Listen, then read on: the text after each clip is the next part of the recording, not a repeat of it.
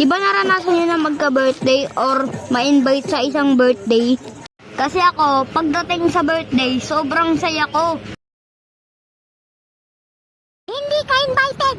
Pero alam niyo, yung pinakagusto ko sa may mga birthday, yung pagkainan na. Pwede ka kumain ng kahit ano katulad ng spaghetti, hotdog at marshmallow na naka-stick. At ito pa, yung tagal na hinihintay ng mga bata, ang mga clown. Pwede mo sila makita mag-magic, magpatawa, at iba pa. Pwede din yung iba't ibang style sa birthday mo. Katulad na ng pag 1 year old, Cocomelon. Ultraman pang 3 years old. Ma, may presents pa ako? Ay anak, sorry, wala ah.